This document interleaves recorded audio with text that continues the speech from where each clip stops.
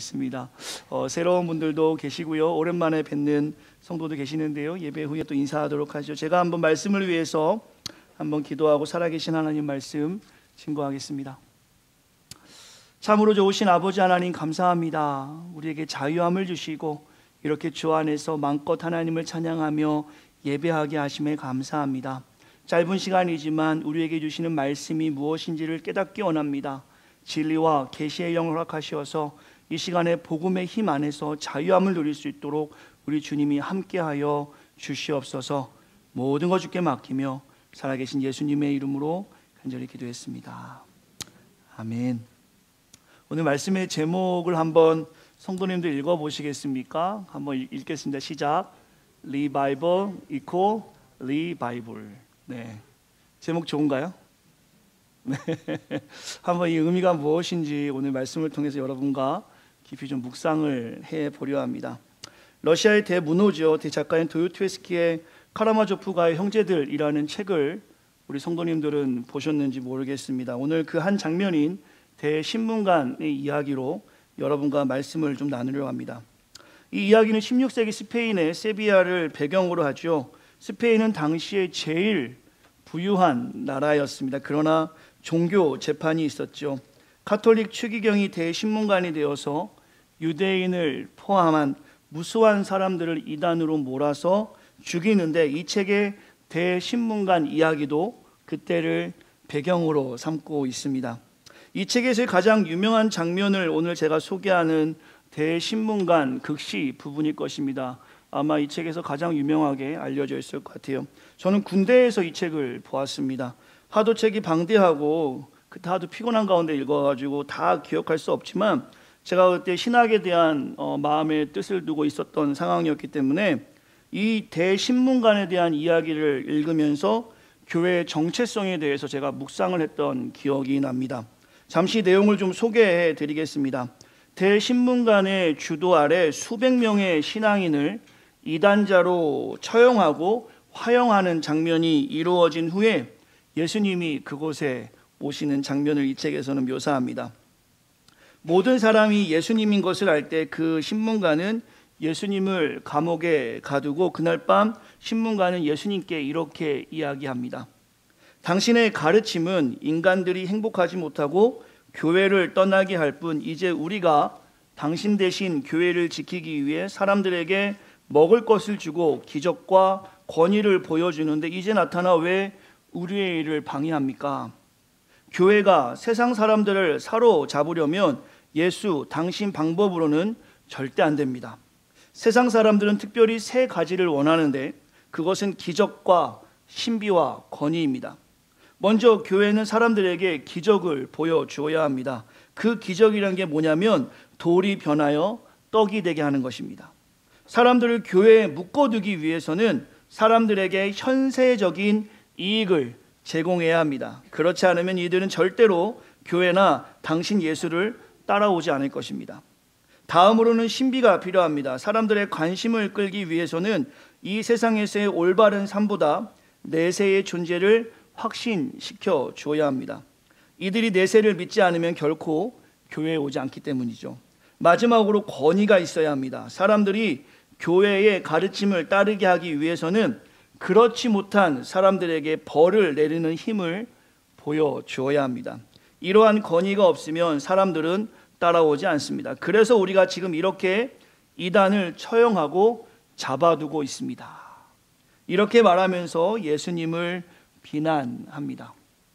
그때 예수님이 조용히 일어나서 그 대신문관 입술에 키스를 하는 장면으로 이 글이 마무리됩니다.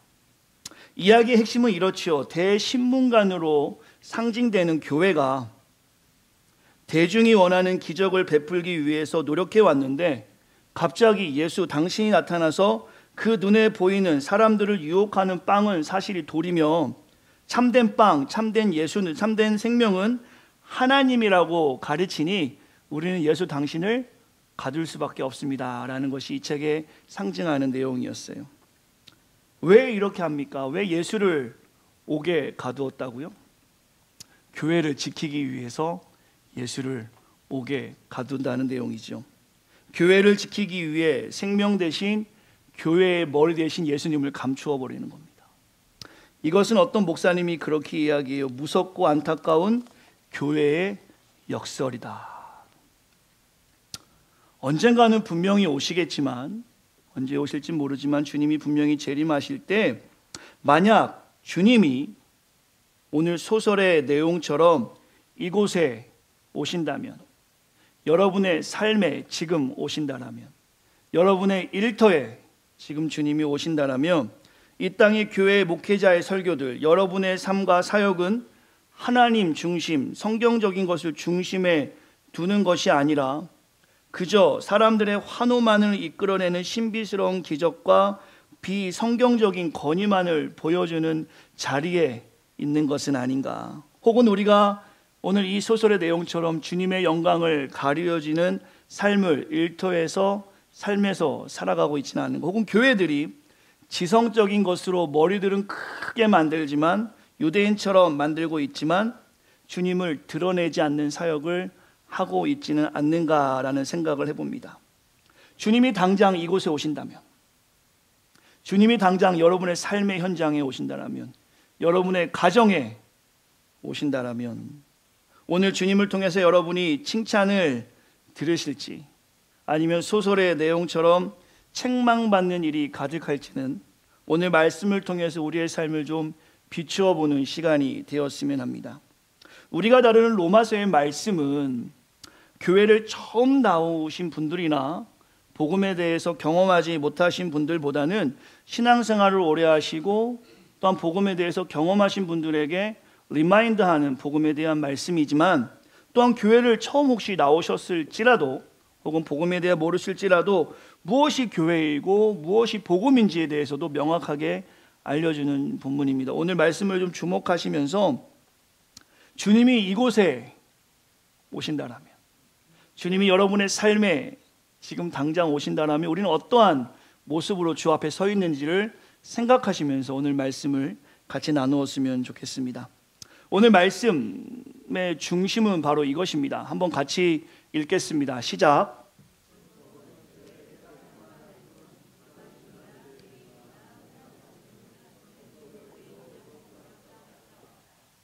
다음 주에도 한 번 더 나누겠지만 로마서 3장 23절과 20절과 23절의 말씀을 좀 정리한다면, 율법은 죄를 깨닫게만 할 뿐 이방인이나 유대인이나 하나님 앞에서 의롭다 할 자는 누구도 없다. 인류의 죄에 대해서 말씀하고 있는 것이죠. 그동안 우리가 나누었던 로마서 1장, 2장, 오늘 나눌 3장은 이방인의 죄와 유대인의 죄를 언급하면서 하나님의 능력, 복음의 힘에 대해서 강조하고 있습니다. 오늘 우리가 나누는 로마서 3장의 내용의 배경을 좀 우리가 보면서 나아갈 필요성이 있는데요. 그동안 2장에서 로마서 2장에서 사도 바울의 이야기를 듣고 유대인은 죄인이다, 유대인은 하나님을 오히려 욕되게 하고 있다는 말에 유대인들이 화가 많이 났습니다. 1장과 2장의 내용 보시면 이방인과 유대인에 대해서 이야기하고 있잖아요. 이 화가 난 사람 중에는 모두가 유대인이지만 때로는 기독인으로 개종한 기독 유대인들도 포함되었습니다. 바울은 1장과 2장에서 복음을 전하면서 이들의 화난 모습을 알고 있었습니다. 그리고 이들이 가질 반대의 질문들을 예상하면서 가상으로 그들 향해서 질문을 만들고 그에 대한 답으로 자신이 그동안 전했던 복음의 힘을 더욱 간절하고 명확하게 선포하고 있는 것이 오늘 본문의 장면이요. 다시 설명하자면 오늘 3장은 복음에 대한 이야기에 사람들이 반문할 수 있겠다라고 생각이 들어서 그 반문할 수 있는 내용들의 질문을 바울 스스로가 만들고 거기에 대한 복음적인 답변을 함으로 그동안 본인이 하나님께 주셨던 말씀을 전하는 데 있어서 그 복음이 무엇인지를 명확하게 선포하는 내용입니다. 좀 더 이해하기 위해서는 바로 본문을 보면 좋을 것 같습니다. 3장 1절부터 한번 읽겠습니다. 저 앞에 줄 쳐 있는 부분을 한번 읽어주시기. 3장 1절 이렇게 시작하죠. 같이 읽겠습니다. 시작. 할례의 유익이 무엇이냐. 쉽게 말하면 그러면 유대 사람들의 특권은 무엇이며 할례의 의로움은 무엇입니까? 라고 누군가 질문할 수 있겠죠. 2장을 우리가 좀 생각해 보면 좋을 것 같아요. 2장에서 할례가 무할례가 된다라고 이야기한 내용을 기억하실 것입니다. 유대인들이 특권으로 생각했던 그 모든 것들을 바울이 쌍그리 무시하는 내용을 2장에서 이야기하죠. 그리고 복음에 대해서 이야기합니다. 그런 이야기를 들은 누군가가 그렇다면 유대인이 이방인보다 나은 것이 하나도 없냐라는 질문을 할 수 있다라는 것이죠. 이 질문을 바울이 만들어 놓고 거기에 대한 답변을 2절에서 하는 것입니다. 2절 읽겠습니다. 줄친 부분 읽겠습니다. 시작.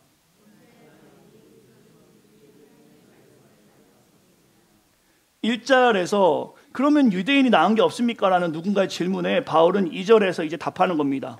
제가 쉽게 여러모로 많이 있습니다. 여러분, 우선 자랑할 만한 일인데 유대인들 그들은 하나님 말씀을 받았습니다. 조금 더 나아가자면 여러분 유대인들이요, 2장에서 내가 한 이야기에 대해서 화내지 말고 흥분하지 말고 내 이야기를 좀 들어보세요. 유대인 당신들은 분명히 하나님의 말씀을 맡았습니다. 이것은 여러분에게 큰 특권입니다 라고 바울은 이야기하고 있는 것이죠. 이렇게 이야기했을 때 또 누군가가 3절에서 이렇게 질문할 수 있겠다라고 바울은 생각하고 그 질문을 만든 것입니다. 줄친 거 읽어보시겠어요?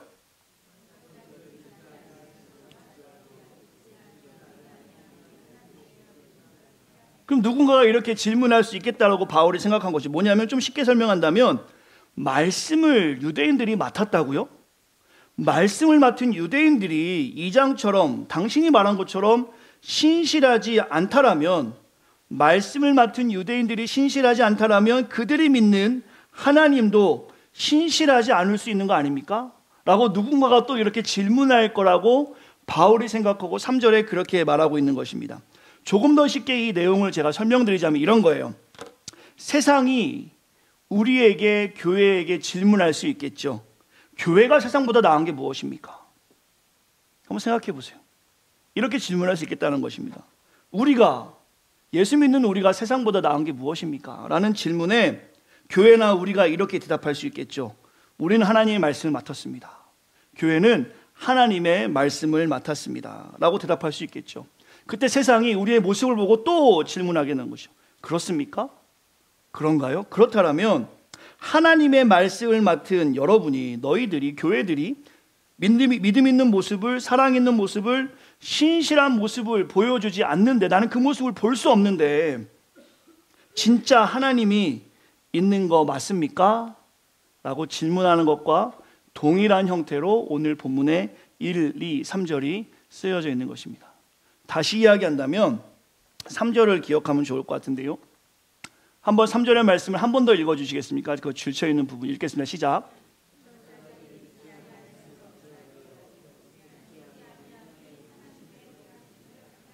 이것을 다시 질문을 만든다면, 만일 하나님의 백성이 신실하지 못하다면 그것이 반드시 하나님 역시 신실하지 못한 것을 의미하는 거 아닙니까? 라는 질문으로 바울이 만들어버린 거예요. 그리고 거기에 대한 대답을 요구하고 있는 것입니다. 여러분이 한번 답해 보시겠습니까? 제가 질문하죠. 만일 하나님의 백성이 신실하지 못하다면 그것은 반드시 하나님 역시 신실하지 못한 것을 의미하는 거 아닙니까? 라는 질문을 여러분에게 누군가가 한다면 여러분은 어떻게 답하시겠습니까?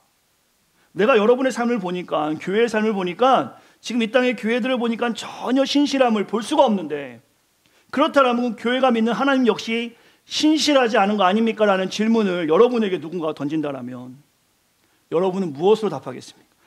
우리 교회는 안 그래요. 나는 그렇게 살지 않았어요. 이렇게 답하시겠어요? 선생님이 봤던 교회가 어떤 교회인지 모르지만 우리는 그렇지 않습니다. 이렇게 답하시겠어요? 어떻게 여러분은 이 질문에 답할 수 있겠습니까? 오늘 사도 바울은 자신이 2장에서 복음에 대해서 이방인과 유대인이 죄인이라고 분명히 이야기하면서 3장에서는 그들이 가질 수 있는 반문을 가상 질문으로 만들어 놓고 본인이 스스로 자답하는 형식으로 되어져 있습니다. 바울이 무엇으로 이야기합니까? 만일 예수 믿는 사람들이, 하나님의 백성이 신실하지 못한데 그것은 반드시 하나님 역시 신실하지 못한 것 아니냐라는 누군가의 질문에 바울은 이렇게 대답합니다. 4절 말씀이죠. 같이 읽겠습니다. 시작.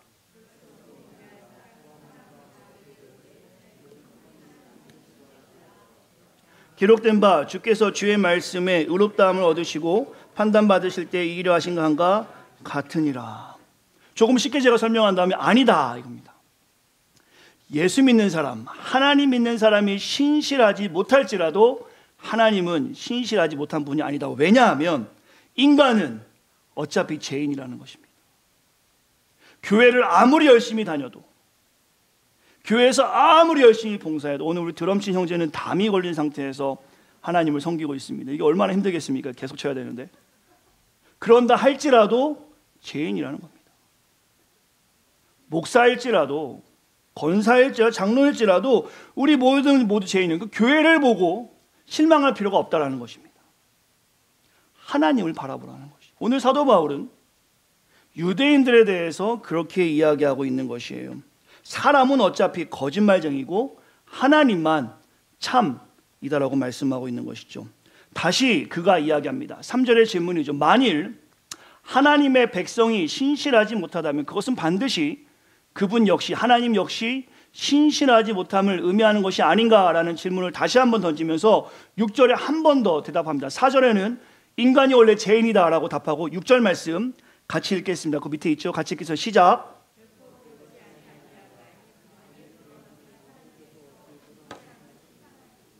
이렇게 대답을 하는 게 아니겠죠. 결코 그렇지 않다.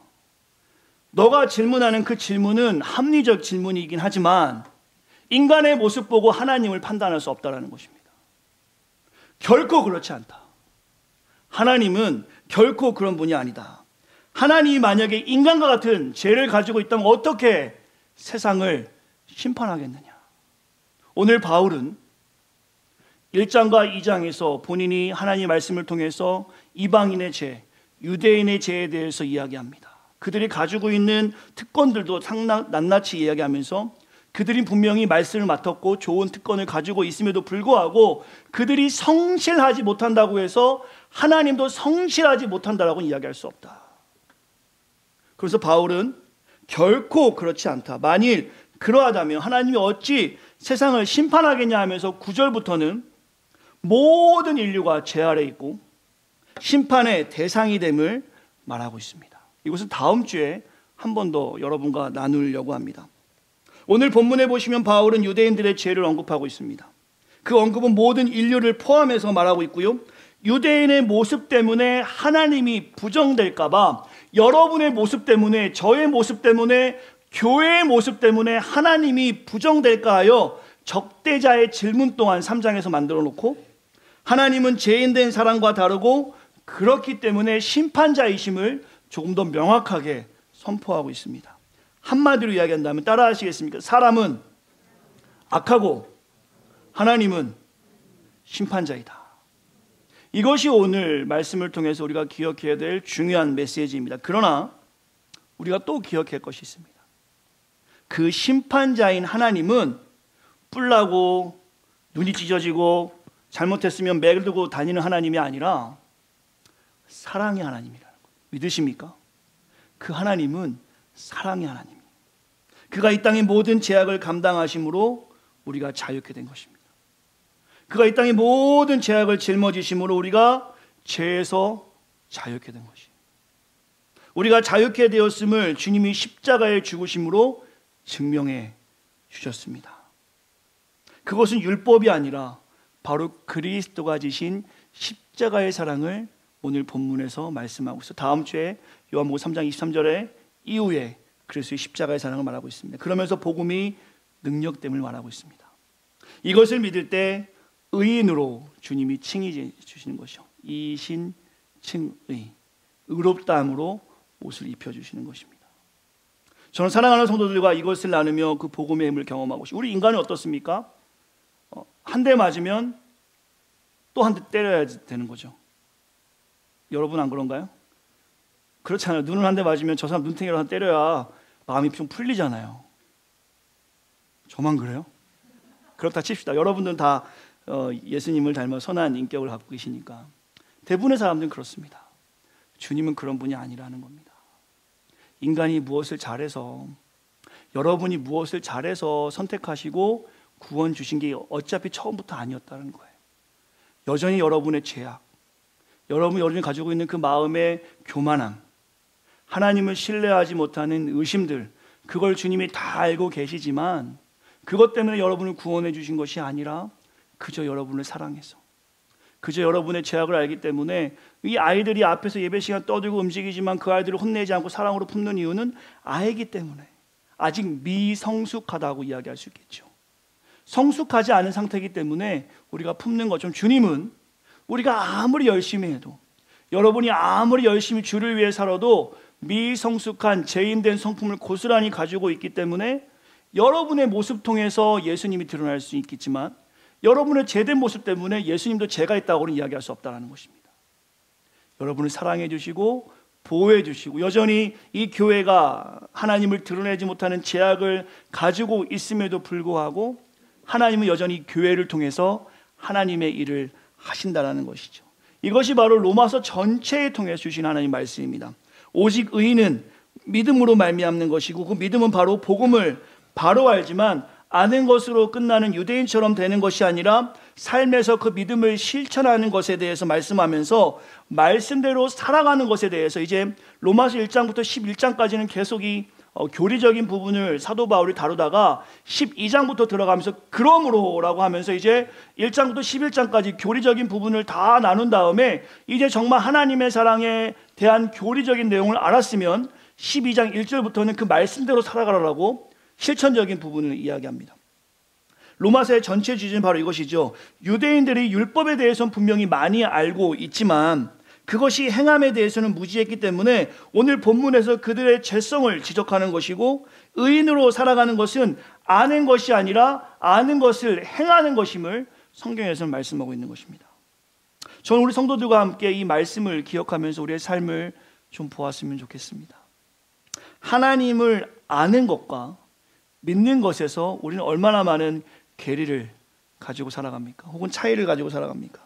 오늘 본문의 제목으로 결론적 메시지를 나눈다라면 이 땅의 교회들이 부흥을 이야기합니다. 회복을 이야기합니다. 여러분도 아마 회복시켜주세요. 우리의 삶을 좀 부흥시켜주세요. 교회를 부흥시켜주세요 얘기는 하지만 진짜 리바이벌, 우리 안에 회복과 부흥을 교회가 바란다라면 오늘 말씀의 제목처럼 리바이벌, 성경으로 돌아가야 합니다. 이것이 율법으로 죄만 깨닫는 삶에서 이제 자유케 하는 삶으로 우리의 신분이 바뀌는 삶의 태도가 보여지는 것이죠. 지난주에는 인계치의 원리에 대해서 잠시 나누었습니다. 좀 기억하시면 좋을 것 같아요. 조금만 더 끓이면 맛있는 라면, 맛있는 찌개, 맛있는 국을 해서 배고픈 사람한테 나눠줄 수 있는데 끓다 말다, 끓다 말다, 뜨거워지다 말다 해서 끓는 온도가 모자라서 아무도 먹지 못하는 그 상태로 있는지 우리가 얼마나 오래되었는지. 손을 넣으면 분명히 미지근한 느낌, 따뜻한 느낌, 뜨거운 느낌은 나는데 그게 끓어지지 않아서 국도 못 끓여, 라면도 못 끓여, 찌개도 못 끓여, 아무것도 하지 못한 상태로 교회가 얼마나 많이 있었는지.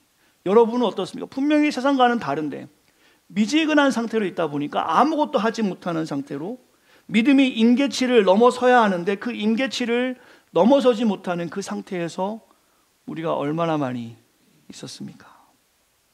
우리 자신에게 이렇게 질문해 봤으면 좋겠어요. 성경에서 아는 것은 많은데 성경 문제도 열심히 풀고 성경도 많이 읽어서 성경 내용은 다 알아요. 소돔과 고모라가 부부가 아니고 지역 이름인 것까지 알아버렸어요.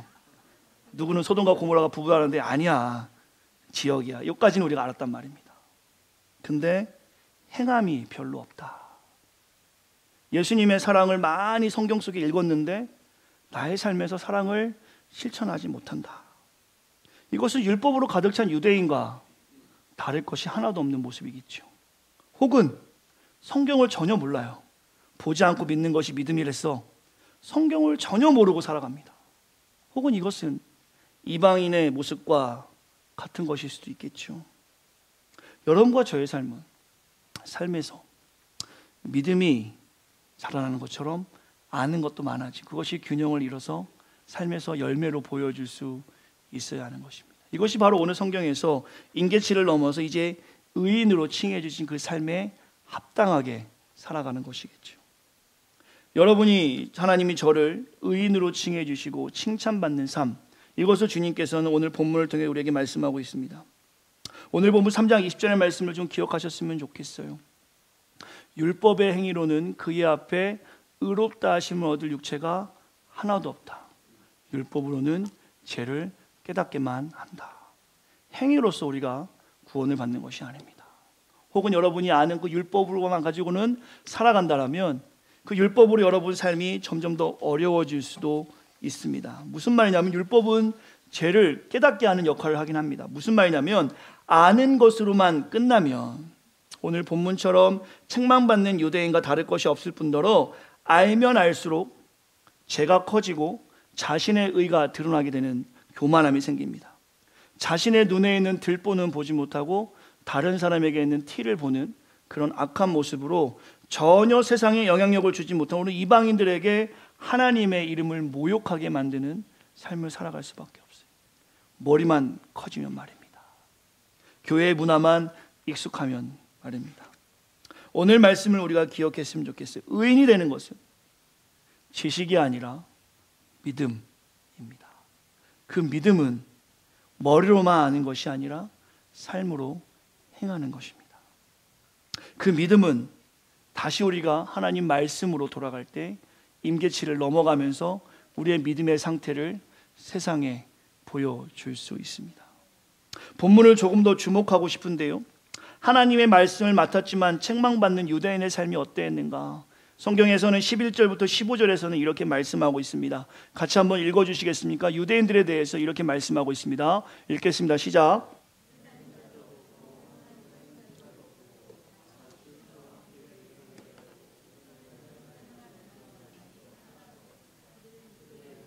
열린 무덤이요 그 어려는 속임을 일삼으며 그 입술에는 독사의 독이 있고 그 입에는 저주와 악독이 가득하고 그 발은 피 흘리는데 빠른지라.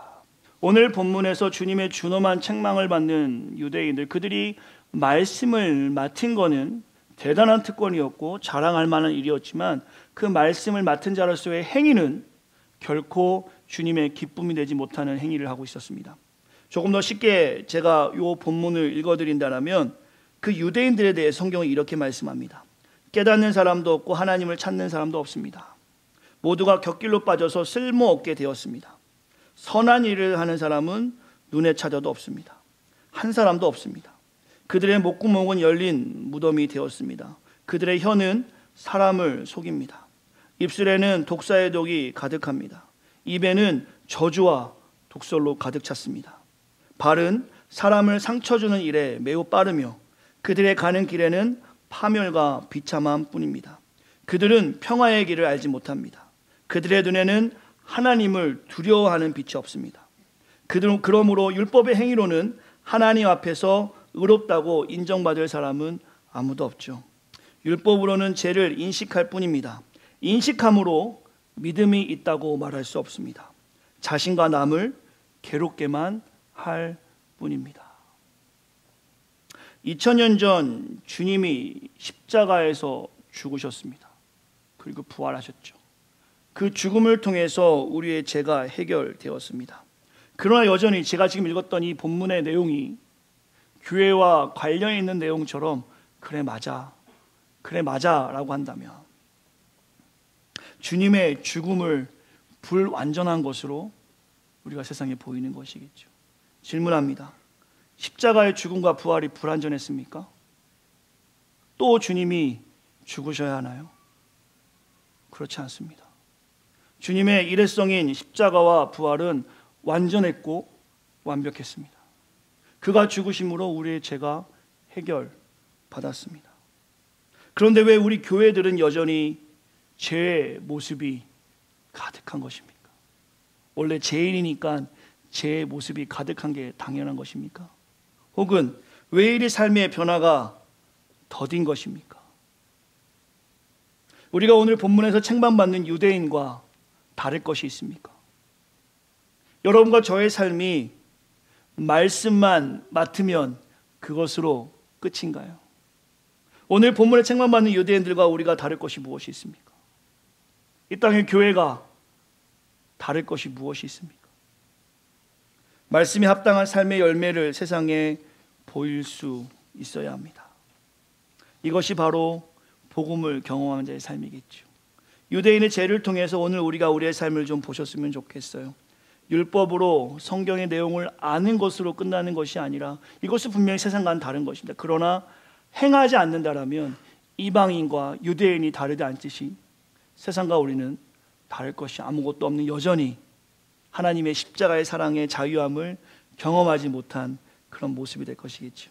오늘 말씀의 제목을 리바이벌, 회복, 부흥이라고 정하면서 그것은 리바이벌, 다시 말씀으로 라고 정해 보았습니다.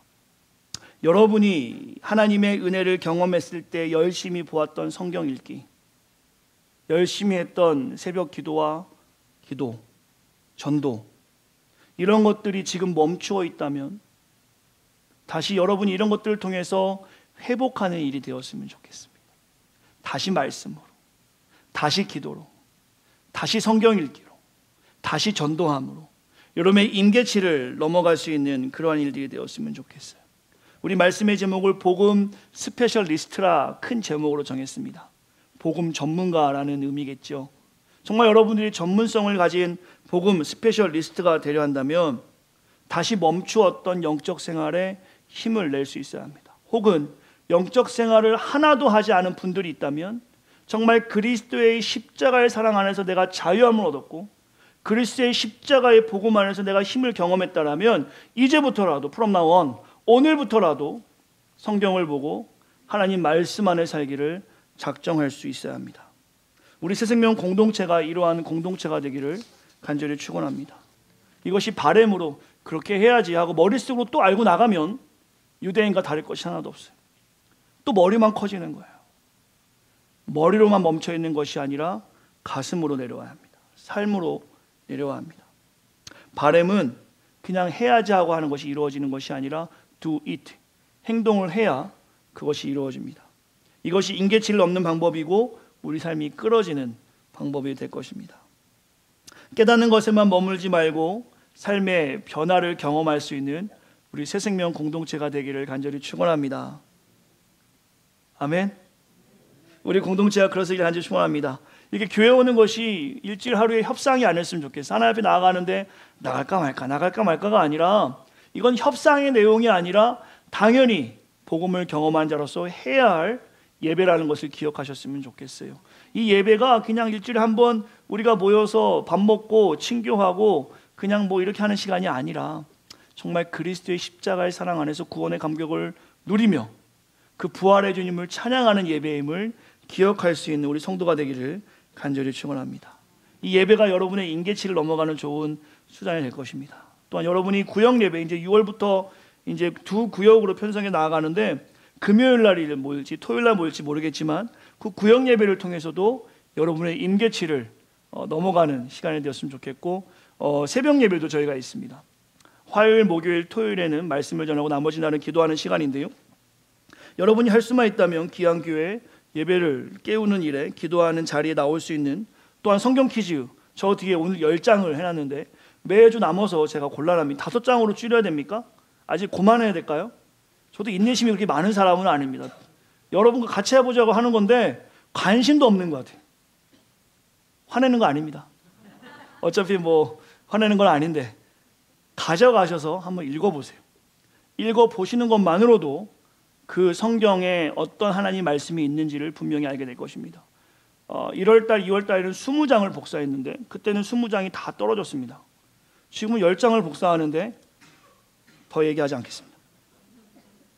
다시 시작하세요. 꼭 안 가져가도 좋습니다. 뭐든지 정말 하나님이 나를 자유케 했다면, 여러분이 이 자리에 나온 것이 뭐 시간이 많아서 뭐 사람들 만나고 싶어서가 아니라 정말 그래도 내가 예수 믿는 사람으로서 예배해야지, 이 시간에 피곤하고 졸린 시간이지만 정말 말씀 듣고 내가 말씀대로 살아야지 하는 조금이라도 그런 마음을 가지고 사신다라면 이 여름 기간 동안에 멈춰있지 마시고 조금이라도 여러분이 삶을 다해서 하나님의 말씀을 사모하며 여러분의 영적 어떤 그 모멘텀을 살릴 수 있는 그런 시간들이 되었으면 좋겠습니다. 우리 성도들이 꼭 그렇게 살기를 저도 마음을 다해서 기도하죠. 이 그림을 3주째 나눕니다. 젠가. 여러분은 지금 어느 정도에 계십니까? 무너지기 일보 직전의 젠가인데, 여러분은 지금 영적으로 무너지기 일보 직전에 계십니까? 그래도 살아야지 하고 버티고 계십니까?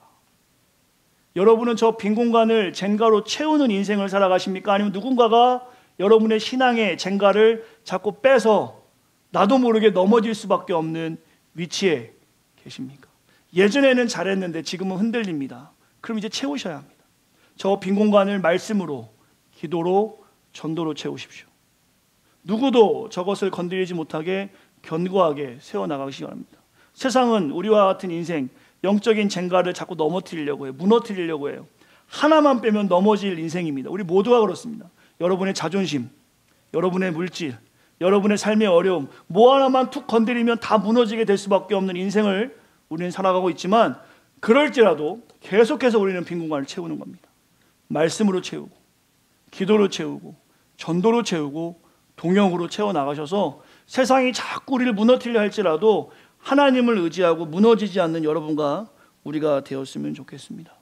지난주의 말씀과 오늘의 말씀을 같이 묵상하면 좋겠다는 마음으로 적용점을 나눕니다.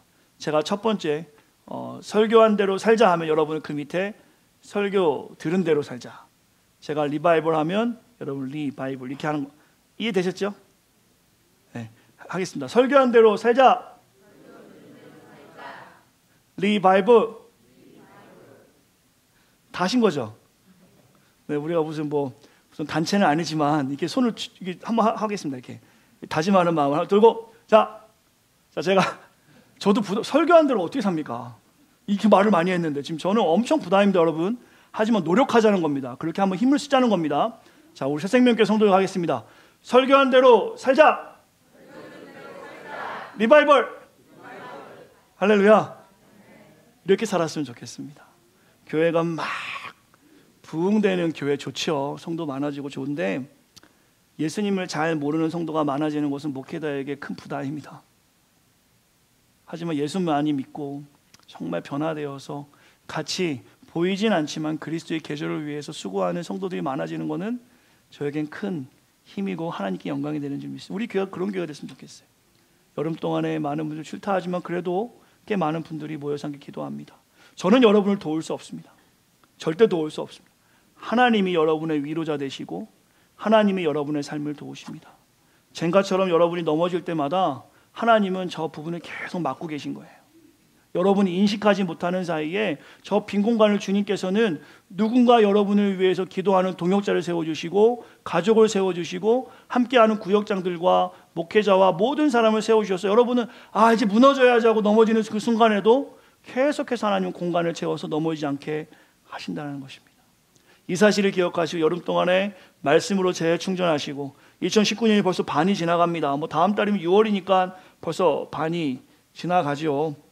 하지만 남은 기간 하나님께서 또한 6개월이라는 시간이 우리에게 허락되어져 있습니다. 그 이상의 시간이 되겠죠. 영적으로 우리 모두가 살아서 정말 목회자인 저는 부족하지만 설교한 대로 열심히 살아가기 힘쓰고 우리 성도들도 마찬가지로 설교 들은 대로 말씀 보는 대로 묵상하시는 대로 열심히 살아가기 힘쓸 때 다시 말씀으로 돌아갈 때 하나님께서는 이 젠가가 무너지지 않는 영적인 젠가를 하나님께서 보호하심으로 우리의 삶을 형통하게 하나님이 사용하시는 줄 믿습니다. 믿으십니까? 우리 찬양팀 앞으로 나와주시고 오늘 말씀해가지고 한번 기도하는 시간을 가지면 좋을 것 같은데요. 제가 오늘 찬양팀에게 부탁한 찬양이 있는데요. 제가 참 많이 하는 찬양이기도 하고요.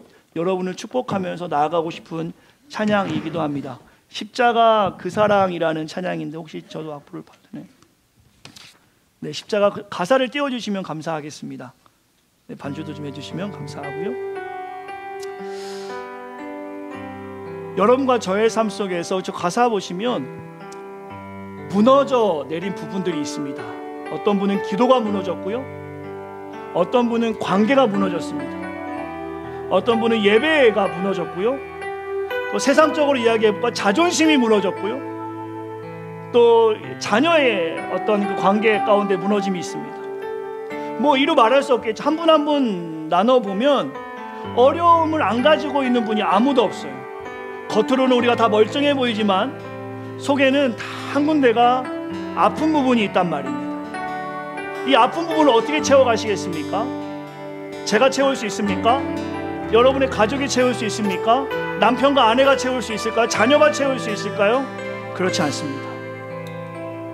하나님의 은혜로 채우시길 바랍니다. 고린도서 말씀해 보시면, 고린도서 1장에 보시면 그리스도가 우리의 위로자라고 말씀하십니다.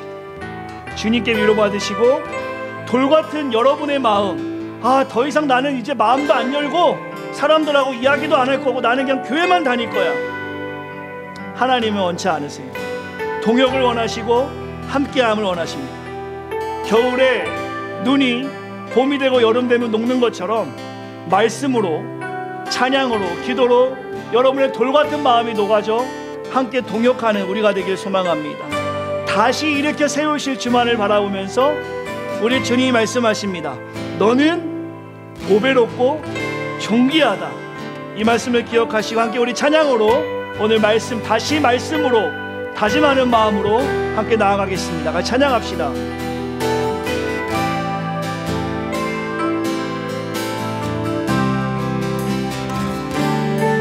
한번 고백할까요? 십자가 그 사랑. 십자가 그 사랑. 혹시 멀리 떠난 분 계십니까? 멀리 떠나서 하나님의 은혜를 잊고 삽니다. 무너진 나의 삶 속에 잊혀진 주님, 하나님이 우리를 만져주시는 줄 믿습니다. 돌 같은 내 마음 주님 만지십니다. 어루만지사 하나님이 다시 세우십니다. 아멘. 다시 일으켜 주님만을 바라봅니다. 주를 사랑합니다. 주 나를 도와주시고 날 붙드시니 날 붙드시니 나는 보배롭고 존귀합니다. 나는 보배롭고 주님의 자녀라. 아멘. 주님의 자녀라. 주 너를 도와주시고 널 붙드시니 널 붙드시니 아멘. 너는 보배롭고 존귀한 주. 우리 이전 찬양합니다. 지나간 일들을 기억하지 않고 지나간 일들을 하나님을 신뢰합니다. 기억하지 않고 예전에 행한 모든 일 이전에 행한 모든 일 생각지 않으리. 생각지 않으리. 하나님이 하신 일을 바라봅시다.